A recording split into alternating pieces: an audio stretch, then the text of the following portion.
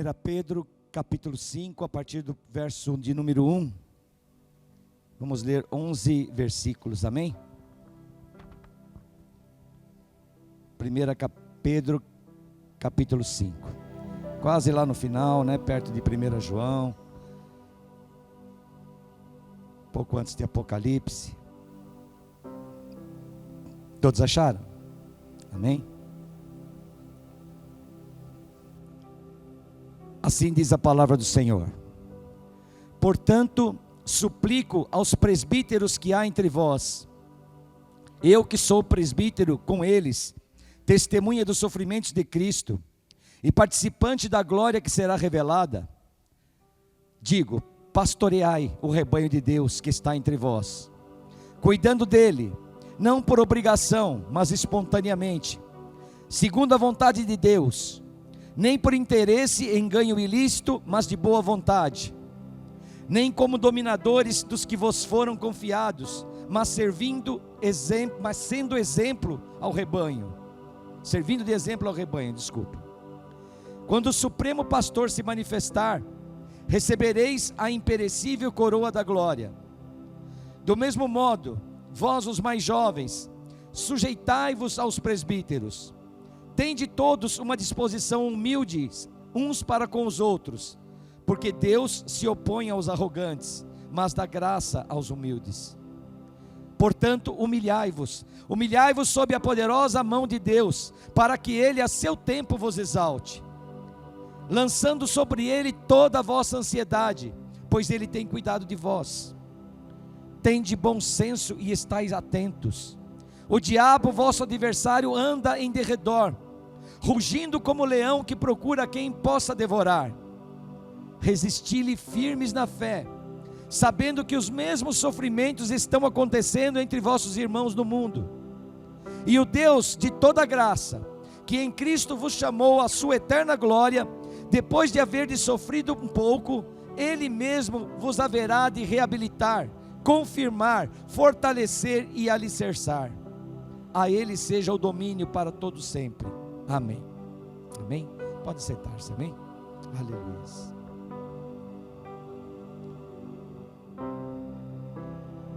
Talvez pareça um texto um tanto quanto estranho, né?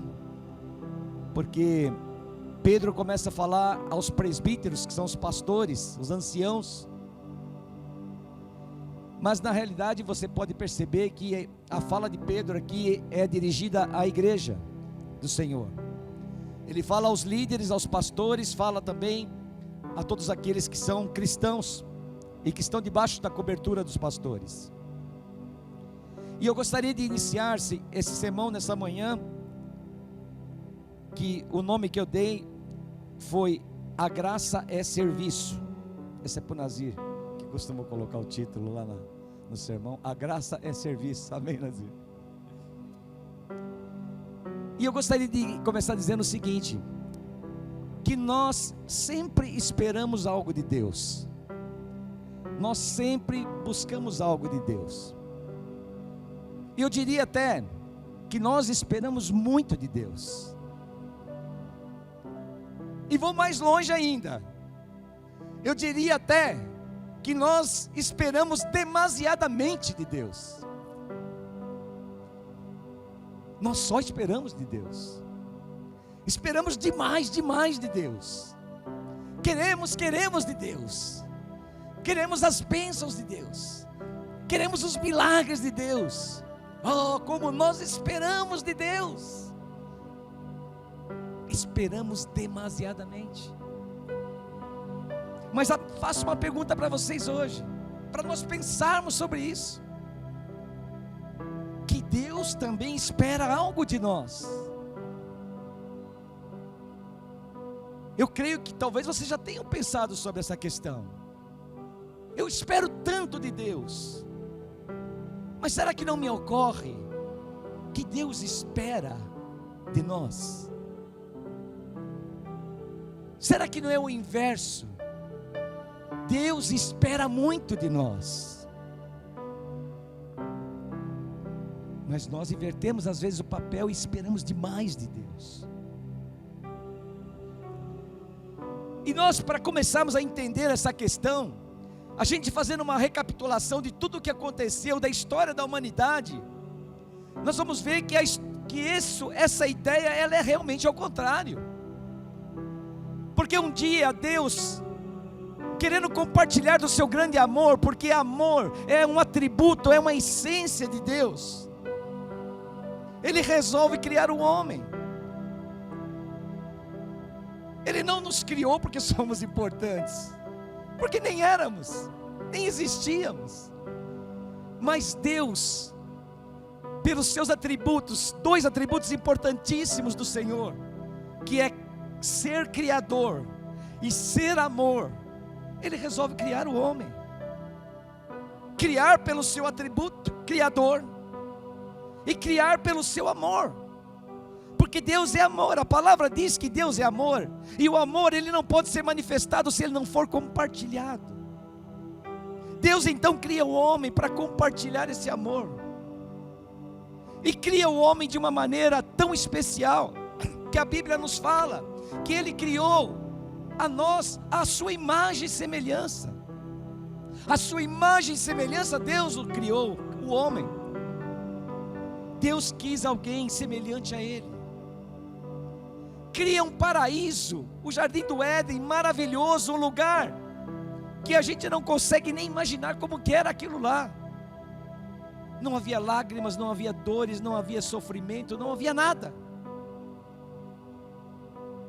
Mas de repente, o homem falha, cai, e tudo aquilo se perde. E tudo aquilo que Deus criou, tudo aquilo que Deus quis dar ao homem, pelo seu grande amor, o homem joga, e dá de mão beijada para o inimigo. Mas Deus não desiste de nós, e Deus então começa todo um plano, uma estratégia para resgatar tudo isso para o homem, para resgatar o seu reino aqui na terra. E no ápice desse plano, dessa estratégia, dessa tática que Deus criou, Ele envia seu Filho. Como nós já dissemos aqui, cansamos de falar, porque Deus é Espírito, Ele não podia agir aqui carnalmente, tinha que ser através de um homem, e Ele manda seu Filho, Jesus Cristo, que reencarna, e Ele entrega o seu Filho na cruz do Calvário, para que nós pudéssemos ser perdoados, ser resgatados, redimidos novamente, para cumprir o plano do Senhor, que era estender o reino dos céus aqui na terra, porque Ele quer nos usar para isso. Essa é a finalidade, esse é o objetivo de tudo. E Deus diz: não se preocupem com nada, vocês têm que fazer aquilo que eu quero que seja feito. Busque a minha justiça, busque o meu reino, tome posse desse reino, e o resto não se preocupe, porque eu vou cuidar de vocês. É simples assim. Mas aí nós começamos a pedir, a esperar, e é só querer, e acabamos esquecendo, e acabamos nos desviando do grande propósito do Senhor, que é olhar para o seu reino, para a sua justiça, e fazer a vontade dEle, que Ele quer que nós façamos aqui nessa terra. E aí vem esse texto, que eu achei interessante, porque Pedro começa a falar à igreja: olha, veja bem, talvez vocês esperem muito de Deus, mas Deus espera de vocês. Deus quer um comportamento de vocês, e eu vou começar a pontuar aqui algumas coisas que Deus espera de você. Então Pedro começa a falar nessa carta, primeiro se dirigindo aos pastores das igrejas, aos presbíteros, aos anciãos, aqueles que são os líderes da igreja, e dizendo para eles: pastoreai o rebanho de Deus, cuide deste rebanho, não por obrigação, mas espontaneamente, de coração. Não se sintam obrigados, não façam disso um peso. Cuidem com amor. É isso que eu quero de vocês. Não cuidem por interesse. Segundo a vontade de Deus, não cuidem por interesse, não almejem ganhos ilícitos, não almejem coisas para você. Cuide para Deus. Não sejam dominadores. Porque nós vimos lá em Gênesis 1:26, quando o Senhor disse: dominai o homem sobre todos os peixes do mar, sobre as aves do céu, sobre o gado, os animais rastejantes que rastejam sobre a terra. Ele não disse: dominai o homem sobre o homem. Então o homem não pode dominar sobre o homem. Então aqui Pedro alerta mais uma vez: não sejam dominadores, cuidem com amor,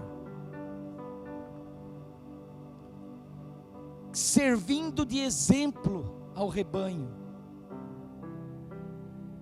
Isso é para nós, líderes, pastores, temos que ser exemplo. Mas sou homem, sou falho. A Marisa é falha. Nós somos falhos, e como nós vamos ser exemplo? Qual é o nosso padrão? O nosso grande exemplo é o nosso Senhor Jesus Cristo. Mas Ele é perfeito, como que eu vou ser um exemplo como Jesus Cristo? Eu não consigo chegar à estatura do varão perfeito ainda. Eu sei que eu estou caminhando para chegar lá, mas ainda não consegui chegar. Ele é o varão perfeito, e eu não tenho como seguir esse exemplo de uma forma completa.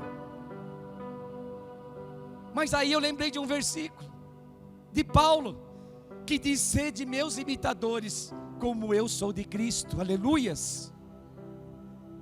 E Paulo sim, tinha gabarito para dizer que ele era imitador de Cristo, pela vida que ele levava. Então nós temos que nos espelhar em alguém, talvez em Paulo então, mas temos que ser exemplo, porque é assim que nós temos que ter a nossa conduta, porque essa é a vontade do Pai.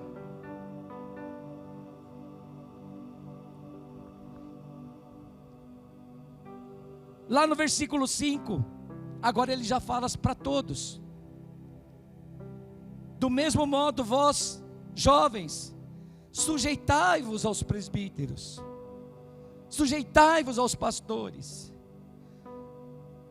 Jovens talvez na fé, jovens talvez biologicamente falando, jovens talvez por estarem sob uma autoridade, mas sujeitai-vos.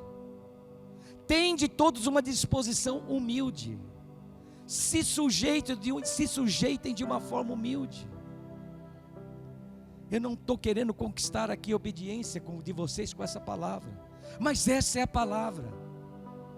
E quando nós começamos a perceber que isso tem tudo a ver com paternidade, é assim que tem que ser feito. Quando começa a bater em nós o orgulho, a soberba, nós vamos correr para trás da história e voltar ao tempo de Adão e Eva, porque tudo aconteceu porque ali houve um rompimento da paternidade entre Adão e Deus, entre Eva e Deus, porque eles não foram sujeitos, eles não se sujeitaram, eles não foram humildes, e ali eles quebraram a relação de pai e filho. E aqui Pedro está alertando: sujeitai-vos aos presbíteros, sujeitai-vos, sejam humildes, como vocês têm que ser a nós, como eu tenho que ser ao apóstolo, que agora é minha paternidade, como ele tem a sua paternidade também. Isso é o que Deus propôs para nosso tempo, esse é o desenho que Deus deu para nossas vidas hoje. Temos que estar sujeitos, e de forma humilde. No versículo 6 ele diz: humilhai-vos sob a poderosa mão de Deus. Somente aqueles que se sujeitam e que são humildes conseguem se humilhar. Não adianta, se houver arrogância, se houver soberba, isso não vai funcionar. Os filhos têm que se sujeitar aos pais. Nós aqui falamos domingo passado sobre a parábola do filho pródigo, e nós vimos como que funciona.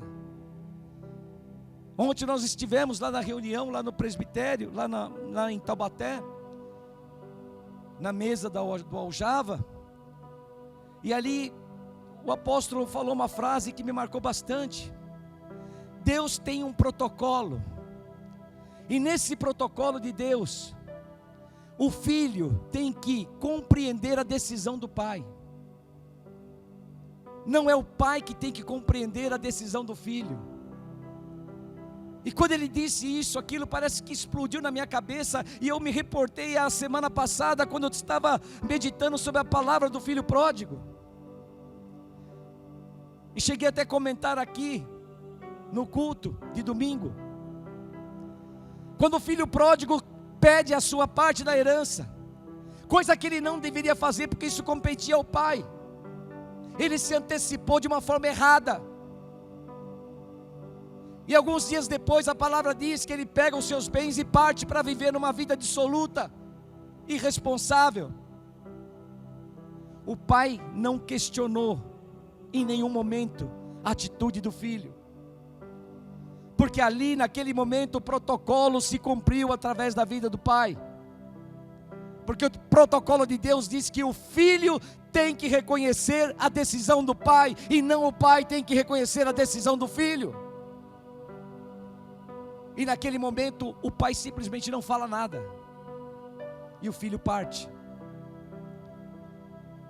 porque o pai compreendia, o pai sabia como tinha que ser a relação de paternidade, porque o pai conhecia esse assunto muito bem, porque estava ligado a Deus dessa forma. Ele não chega para o filho e fala: mas por que você está me pedindo isso? Tudo aqui já é teu, por que você quer isso adiantado? Para que você quer a tua parte da herança? Por que você vai partir agora, deixar a tua família? Você vai gastar todo o teu dinheiro, para quê? Para que você está fazendo isso? Você está ferindo um princípio de Deus que não pode ser quebrado. Não faça essa loucura. O pai não disse nada. Compete ao filho entender e discernir a decisão do pai. Humilhai-vos sob a poderosa mão de Deus, porque a seu tempo, no tempo de Deus, Ele vai te exaltar. Nós não temos que estar preocupados em nos exaltarmos, em queremos ser, em querer crescer, em querer fazer. Nós temos que nos humilhar, porque Deus no seu tempo nos exalta, porque o contrário não pode acontecer. Porque se nós começarmos a buscar a nossa exaltação, o inverso também é válido. Deus vai nos humilhar lá na frente.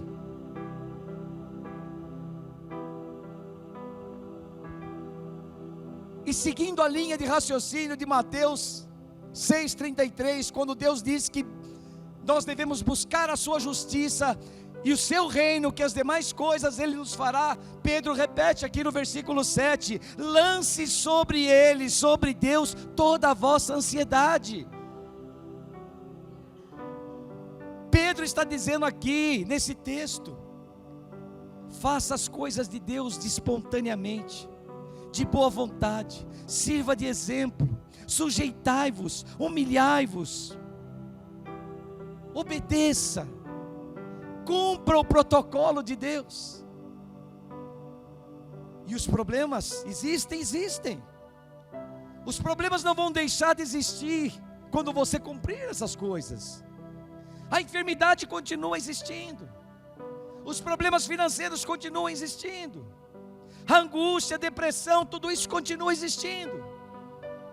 Mas o Senhor diz aqui: lance sobre mim a sua ansiedade, lance sobre mim o seu problema, lance sobre mim aquilo que te aflige. Por quê? Porque a frase completa: porque eu cuido de vocês. Aleluias. Deus cuida, Deus cuida, Deus cuida. Nós não temos que carregar esse peso, temos que lançar na mão dEle, temos que lançar tudo isso, porque Ele cuida de nós. Ele é Pai, nós somos filhos.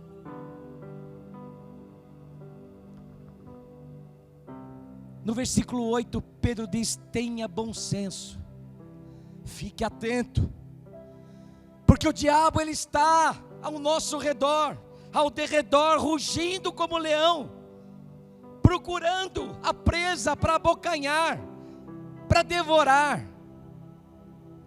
Ele nos alerta: tenha bom senso, seja sensato, esteja atento, não vacile. O mundo pertence ao maligno, e esse mundo ele é cheio de armadilhas, cheio de ciladas, e as ciladas do diabo estão preparadas para nos pegar. E às vezes num vacilo nosso, quando nós não temos a sensatez de ficar atento a tudo que está acontecendo ao nosso redor, às vezes uma pequena vacilada é o suficiente para nos fazer cair na armadilha, na cilada do inimigo. E Pedro então está nos alertando, porque o inimigo ele é feroz, ele é como um leão, uma fera poderosa. Não subestime o diabo, não subestime o diabo, ele é astuto, e nós estamos no terreno dele. Nós estamos vivendo um reino agora aqui na terra, sim, mas estamos aqui na terra onde é terreno dele, porque a palavra diz que o mundo jaz no maligno. E quando nós falamos do mundo, nós falamos do sistema de governo que impera hoje na terra. O mundo não é só o mundo físico, a terra, o mar, a água, não é isso, mas é o sistema de governo que está aí. E é esse sistema de governo, ele hoje é dominado por Satanás. Satanás é o rei deste mundo que está aí. E nós temos que ser sensatos, como diz Pedro, nós temos que estar atentos, porque Satanás está preparando a cada minuto, a cada segundo ele prepara uma armadilha. Você escapa dessa, mas na frente tem outra. Você escapa daquela outra e logo na frente tem outra, porque ele não descansa. Dioturnamente ele está ali maquinando e preparando e tentando te pegar de alguma forma. E Pedro nos alerta: tenha bom senso, estais atento, resisti firme na fé. Aleluias. Porque Pedro sabe que não é fácil, e é por isso que ele nos alerta e fala para nós resistirmos, porque nós sabemos que não é fácil, as tentações vêm. O diabo, como a gente costuma dizer, ele não se apresenta com aquela cara horrível, de chifre, rabo vermelho, com aquela capa preta, não é assim. Ele se apresenta de uma forma ornamentada, bonita, sedutora. Tudo que ele oferece é sedutor, é bonito, é chamativo aos olhos. Isso causa impacto na nossa carne, porque a nossa carne, ela é assim, ela pende para os desejos, e o diabo ele prepara dessa forma. E é por isso que Pedro fala: resista, resista, seja firme na fé, resista, porque o diabo está ao derredor, ele está preparado, ele está a ponto de te pegar se você der uma vacilada.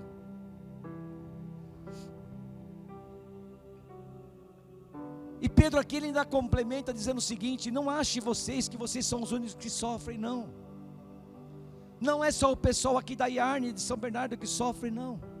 Não somos só nós que estamos aqui nesta manhã que temos sofrimentos, não.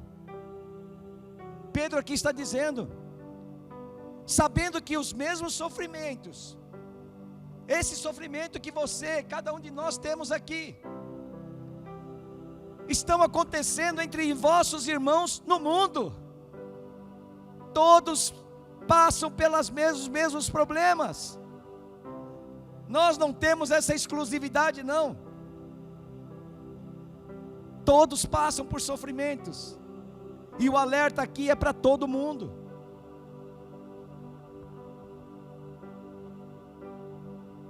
Mas Deus, através do seu Filho Jesus Cristo, nos chamou para quê? Nos chamou para a vida eterna, nos chamou para nos entregar o governo que Ele está nos entregando agora. nos chamou para uma condição de rei aqui neste lugar. E aqui Ele está dizendo que mesmo com esse pequeno sofrimento, esse sofrimento momentâneo que nós estamos passando, Ele mesmo vai nos reabilitar, vai nos confirmar, vai nos fortalecer e vai nos alicerçar. Aleluias! Seremos outra pessoa. Aleluias! Na condição de rei, na condição de ter um corpo glorificado, como o nosso Senhor Jesus. E aqui Deus nos reabilita, nos dá novamente a habilitação, nos dá novamente a condição de ser governo aqui nesse lugar. Aquilo que um dia Adão e Eva perderam lá no paraíso, lá no jardim do Éden, o Senhor agora nos entrega. Através do sacrifício que Ele fez na cruz do Calvário, Ele resgata agora esse reino novamente e nos entrega esse governo. Esse governo agora está nas nossas mãos de novo, porque Ele agora nos habilitou novamente. Ele nos habilita a ser governo agora nesse reino novamente. E a nossa responsabilidade começa a aumentar aí, porque agora o governo está sob o nosso governo. Mas não é só responsabilidade, Ele nos confirma. Nós somos salvos e agora justos. E Ele agora vai dizer: não, vocês são mesmo. Eu agora confirmo isso. Vocês são meus. Ele nos fortalece. E Ele nos dá condição, nos alicerça. Tendo um alicerce firme, sabendo onde nós estamos pisando. Nós não vamos andar pisando em ovos, não. Agora é uma outra condição.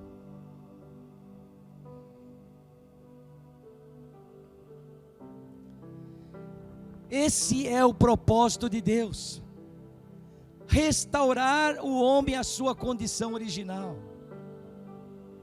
E é tão importante que nós comecemos a enxergar essa cosmovisão, a não enxergar as coisas segmentadamente, mas a enxergar as coisas como um todo, para nós não perdermos o propósito.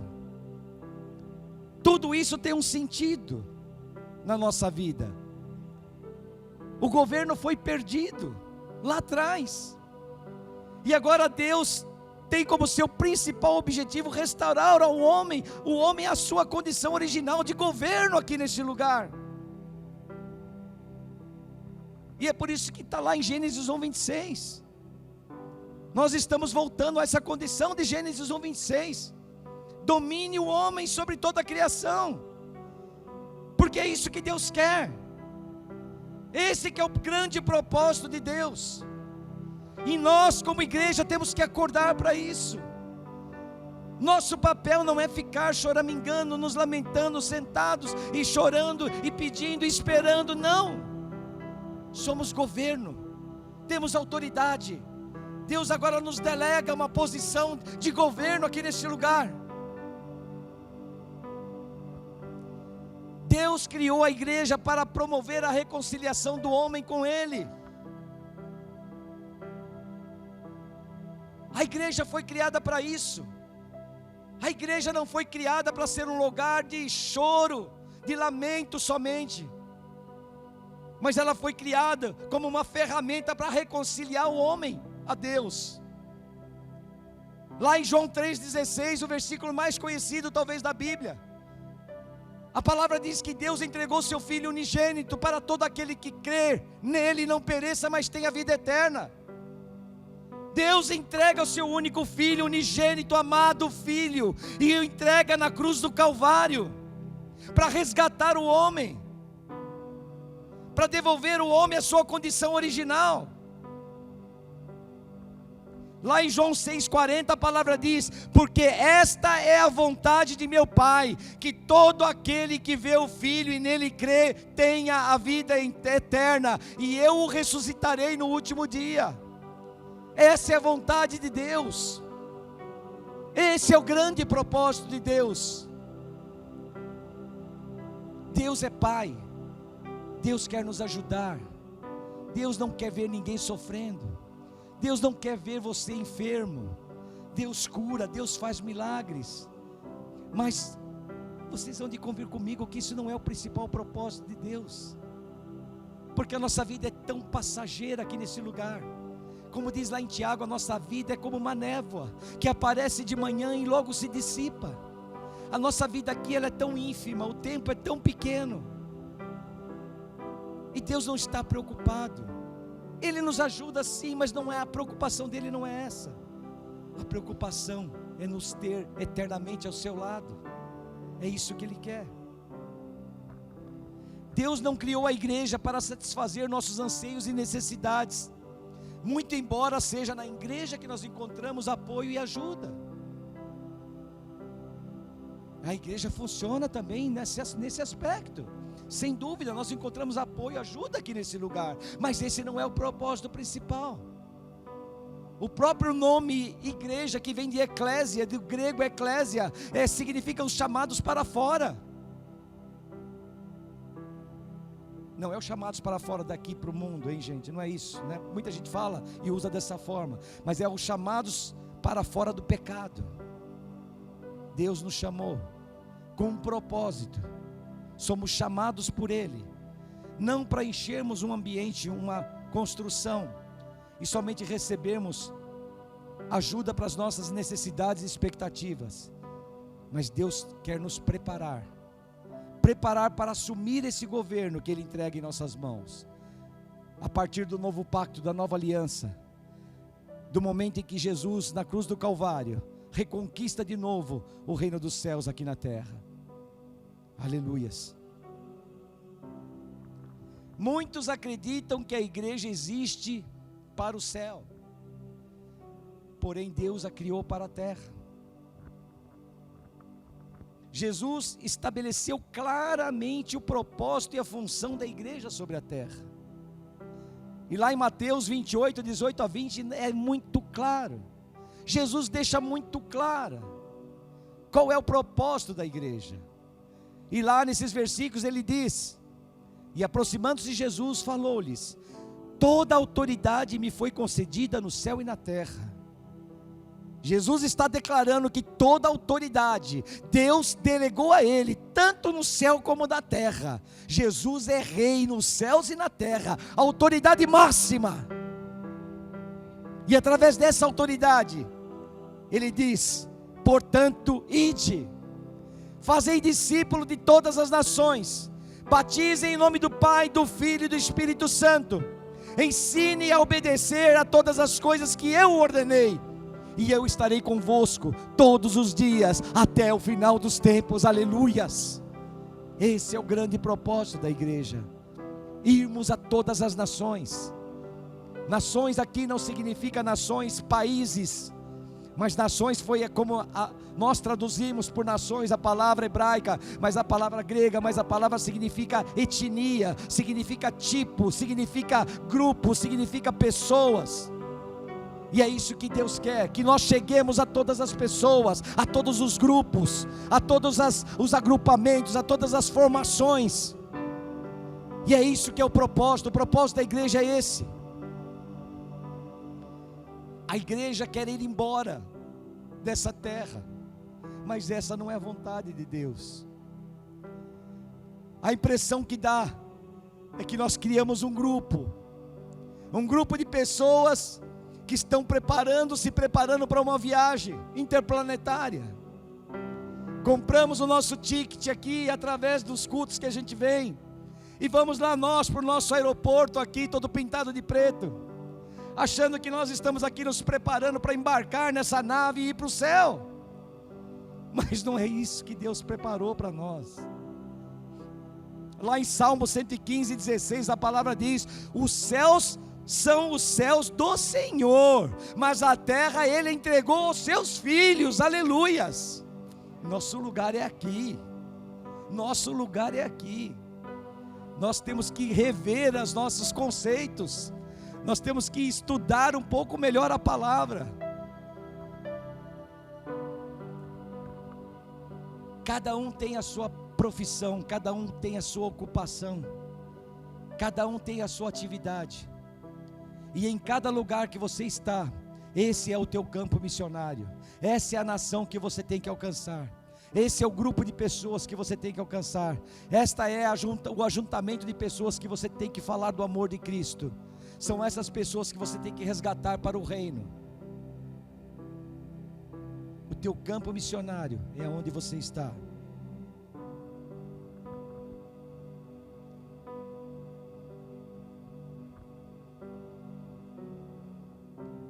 Não devemos amar o mundo, desejando fazer os desejos da carne e dos olhos. Lá em 1 João 2,15 a palavra diz: não ameis o mundo nem o que nele há. Se alguém ama o mundo, o amor do Pai não está nele. Porque todo o que há no mundo, o desejo da carne, o desejo dos olhos e o orgulho dos bens, não vem do Pai, mas sim do mundo. Ora, o mundo passa, bem como seus desejos, mas aquele que faz a vontade de Deus permanece para sempre. Aleluias. Esse é o grande cuidado que nós temos que ter. Os nossos olhos, não temos que olhar para as coisas do mundo, porque o que o mundo nos oferece são armadilhas que o inimigo prepara. Quando eu disse que o nosso lugar é na terra, a palavra diz lá em Romanos 8,19 que tudo que existe vai passar. O mundo vai ser destruído e tudo que nele há vai ser destruído. A palavra diz: pois a criação aguarda ansiosamente a revelação dos filhos de Deus. A nossa revelação. Porque a criação ficou sujeita à inutilidade, não por sua vontade, mas por causa daquele que a sujeitou. Porque Deus ali, no jardim do Éden, quando o homem caiu, Deus amaldiçoou a terra. E agora a terra, ela está corrompida, mas ela geme, como diz a palavra, ela geme dores de parto, esperando o momento da convergência, porque a palavra diz também que tudo vai convergir para o nosso Senhor Jesus Cristo, não somente nós os filhos, mas toda a criação vai convergir, e a natureza, a criação, tudo aquilo que Deus criou, está esperando ansiosamente por esse momento. Aleluias.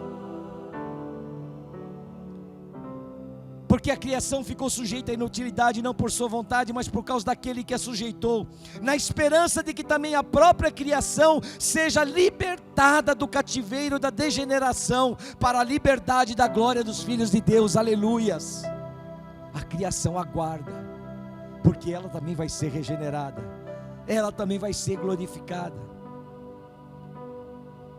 Lá em Gênesis 3,17 a palavra diz: porque destes ouvido a voz da tua mulher e comeste da árvore da qual te ordenei, não comerás dela, maldita é a terra por tua causa. O erro de Adão foi responsável pela condição da terra hoje, uma terra amaldiçoada, corrompida, e é por isso que ela geme. É por isso que a criação geme dores de parto, aguardando o momento da glorificação. Tudo que existe será destruído. Por isso que nós temos que repensar que tipo de pessoas nós temos que ser. Devemos ser pessoas que vivam em santidade, como esses pontos que Pedro bem colocou nessa carta. Porque apesar de tudo isso um dia ser destruído, nós aguardamos um novo céu e uma nova terra. Lá em 2 Pedro, capítulo 3, do verso 10 ao 13, a palavra diz, só para terminar, esse é o último, irmãos: contudo, o dia do Senhor virá como ladrão, no qual os céus passarão com grande estrondo, e os elementos, tudo que existe no universo, queimado, se dissolverão, e a terra e as obras que nela há serão descobertas. Se todas essas coisas serão assim destruídas, que tipo de pessoa deveis ser? Que tipo de pessoas deveis ser? Que tipo de vida vocês devem levar? Sabendo que tudo vai ser destruído. Pessoas que vivem em santidade e piedade. É assim que devemos ser, aguardando e esperando ansiosamente a vinda do dia de Deus. Por causa desse dia, os céus se dissolverão pelo fogo, e os elementos ardendo derreterão. Aleluias! Tudo vai ser destruído, os planetas, tudo será destruído. Mas nós, porém, segundo a sua promessa, aguardamos novos céus e nova terra, nos quais habita a justiça. Aleluias! Tudo se fará novo, um novo céu, uma nova terra. Lá em Apocalipse 21, a nova Jerusalém que vai descer do céu, toda glorificada, e vai descer aqui neste lugar, e é lá que nós vamos habitar. Aleluias! Porque é esse o lugar preparado por Deus para nós vivermos. Aleluias! Tudo vai passar, tudo será destruído, mas um novo céu e uma nova terra virão, e nesse novo céu e nessa nova terra, nós habitaremos glorificados, e ali estaremos junto com o nosso Senhor. Aleluias! Glória a Deus! Por isso que aguardamos todas essas coisas, por isso que nós temos que nos esforçar para sermos irrepreensíveis diante do Senhor.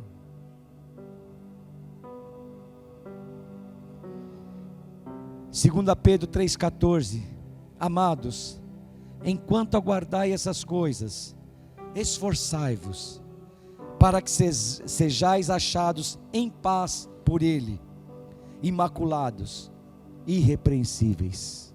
Aleluias! Nós esperamos muito de Deus, nós esperamos demasiadamente de Deus. Nós só esperamos de Deus, mas Deus espera nos encontrar, como diz esse versículo, imaculados, irrepreensíveis.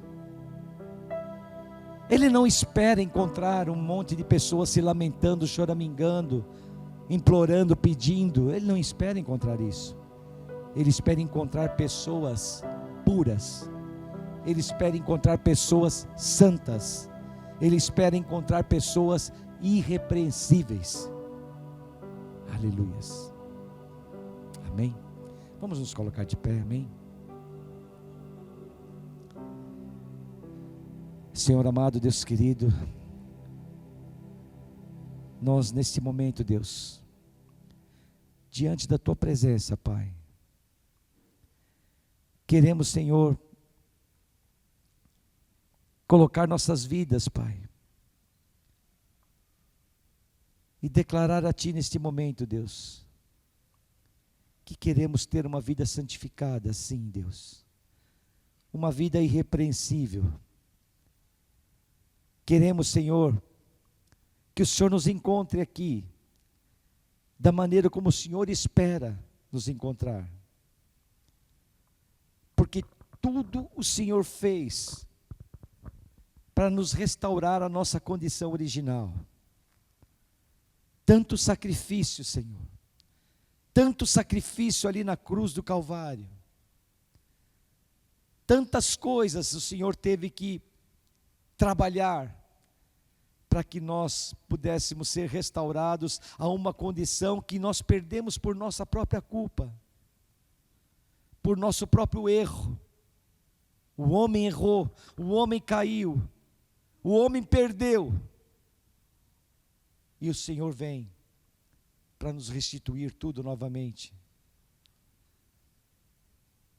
Senhor, que esta palavra fique no nosso coração, e que nós possamos entender isso em nossas vidas, Pai, que existe um propósito Teu em tudo isso, e que nós fazemos parte deste negócio.